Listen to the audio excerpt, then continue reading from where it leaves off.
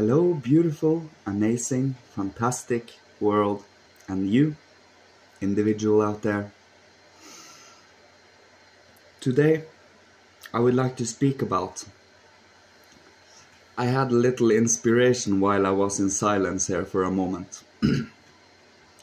When you sit in silence and make it become completely still, from beyond the stillness, something comes out of the stillness into reality.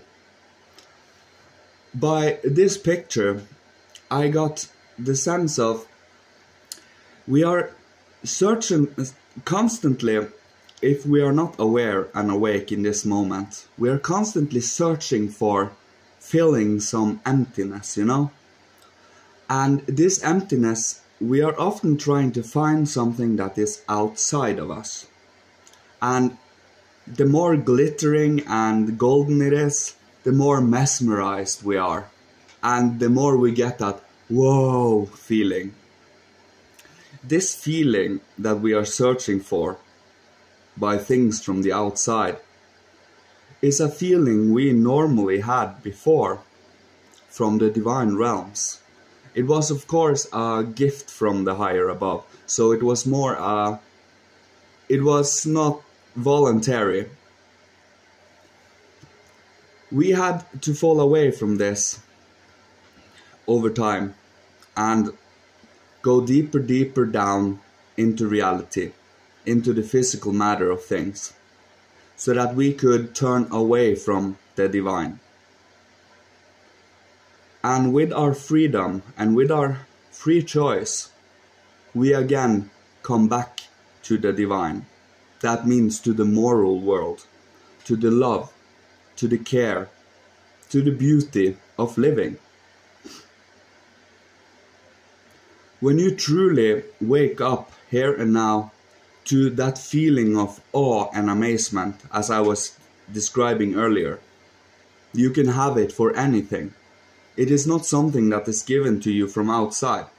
It is something you spark within yourself to revere and be grateful for your life, for example, for the outer, for any event that might happen, even something, I don't know, a profound thought, or maybe an overcoming of pain and sorrow, or maybe master a meditation technique.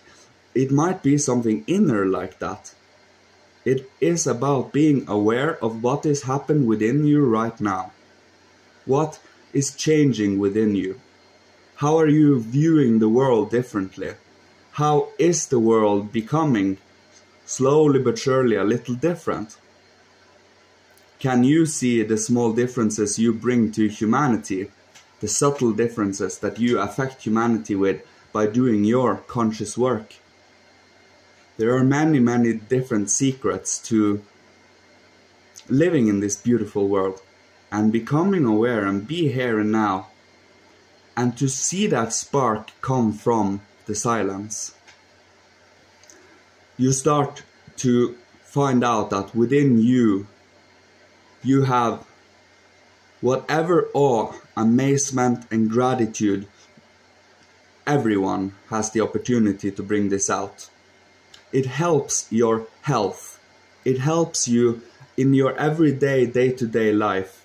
It helps you in practical living. That is what spirituality are meant for. It is not meant to be fantastical or abstract. We are meant to bring this to practical, and so it becomes more enjoyable to live with other human beings. To try to not be a party pooper, just to say it mildly. To become aware of this. This feeling right here and now is something you can spark within you. It is only a matter of will, and it is a matter of belief too. You need to have the right foundation and more or less the right hope, if you should call it that. You must have a certain hope for humanity and a certain hope for where we are going. Because if we think everything will only go to pieces, which it outwardly will over time. Inwardly, though, we become stronger and more lively than ever. And that is what matters, because that is what lives on after our physical vessel dies. So the more alive you become within yourself, soul and spirit, you have your body to master soul and spirit. And the more you master it with your body before you die, the more you get to become acquainted with your own soul, with your own being. The more you become aware with your own being, the more you can help others do the same. Because you get to know these things. And then you try to translate it to other human beings so it becomes easier for them, so they don't have to go through all the struggle by trying to find out. And then we leave guideposts. We always share our findings. And these findings is important because they are breadcrumbs for everyone to follow if they want to. I am just cultivating one specific path of being human, but there are many different ways to go, and there are many different ways and different things to focus on based on what you want to cultivate in skill and in general understanding of things. I personally try to understand everything I can find, because that has to do with inner cognition, inner understanding and consciousness. Let's say it's hard to get it is hard to get an example right now, right on the spot. I'm sorry about that. But it is more about, instead of describing the outer physical history of the Romans, I try to study their inner nature, how they saw things, how they perceive themselves. Today we are more individuals in a country. In the Roman times they were a Roman, part of the whole Rome. They were not as individualized as we are today. That is the difference in our inner world right now. The longer further back we go, the more a mass we become, less individualized.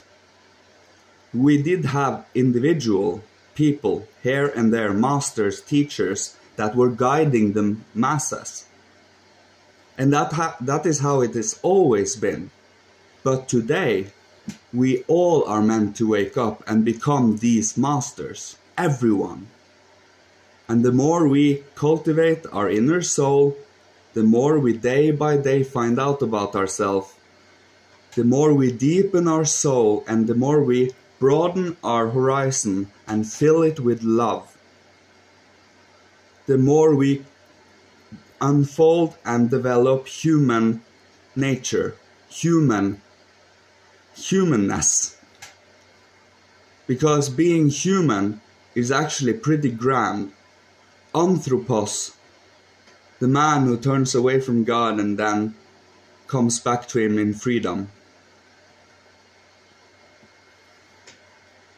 You see, the angels and the archangels and the archai, just as an example, they have gone through their human evolution earlier.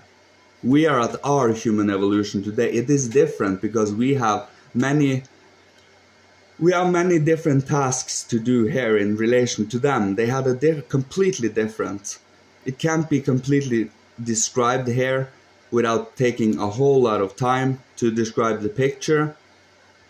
But we are also in this same, and we have more freedom. We are in evil and in all of this that is painful in the world. We are to overcome it and to redeem it. Because the thing is, we can't remove evil. With reincarnation as a reality, once we remove evil, it will only find a new body. That is just a reality. It won't go anywhere. So either we transform it over time, by slowly but surely including everything. That is the only means, through love. Or else we will forever try to rid ourselves of something that is us. You see, we have to accept, overcome, redeem, and love. That is the healing. That is the Manichaean Christian way. And yeah, most of these people have in earlier times become executed because they were too radical in their viewpoints. Obviously that was right for the times, but I still think they had the short end of the stick in many ways. Brave, brave souls. I highly admire them. But this feeling, in this spark in you, this gratitude, this reverence, this belief, this wonderment, this wonder you can have in yourself. And now especially when winter is coming, where outer nature is dying, your inner nature comes alive. Your thinking, feeling and willing, and your creative endeavor, your creative world, your individual little world that you can share with others if you want to, or not. It's up to every one of us. Becomes more alive. And in winter it is especially enjoyable to share these worlds. Of course, me personally, I don't find too many people that are willing to share their world. I don't know, I am not going to go into opinions on that because that's what it is, opinions. So I don't judge anything. I take things as they come, as experiences, go through them, contemplate them and reflect upon them, and then I learn from it. And then we move forward.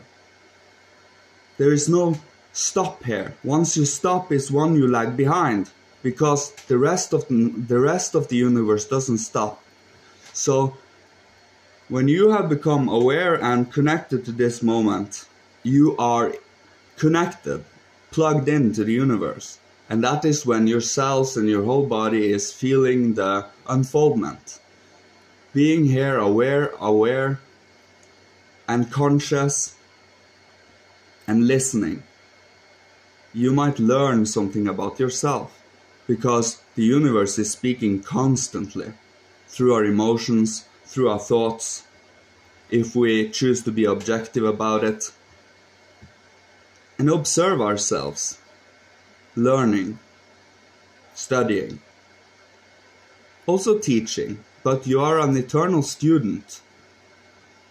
So we teach each other and grow from each other. No one here is higher than anyone else in value, in worth. We are all equal in God's eyes. How we unfold our gifts is up to each and every one of us. But you see where I'm going. It is truly about thinking things through. Being concrete, not abstract, not theory. Theories are coldening, it cools down. But reality and being here and having concrete realities behind what you're speaking about through experience, for example, through memories, through what you go through every day, is warm because you share of your inner soul.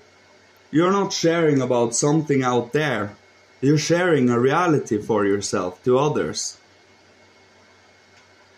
It is enjoyable, and it should be. Yes, uncomfortable sometimes, because we highlight and mirror and reflect something within us to others. And if we are not cultivating this, we are triggered because we know we are not cultivating this. I know it is painful, I know this. But it is necessary. It is so necessary today. You see where we are going. It is becoming concerning. That is why the divine is trying to shockwake us, in a sense, by being a little controversial, but at the same time being brave about it because you speak from your own experiences. And be as precise and as detailed as possible because it can bring you point towards realities in others' souls so that they can also do the same. There is a purpose with all of this. And as long as you trust, you will always see that purpose. Once you lose trust is when you lose your insight, your vision. So that is why you always have hope and love and care and gratitude and having a warm heart. Never lose heart.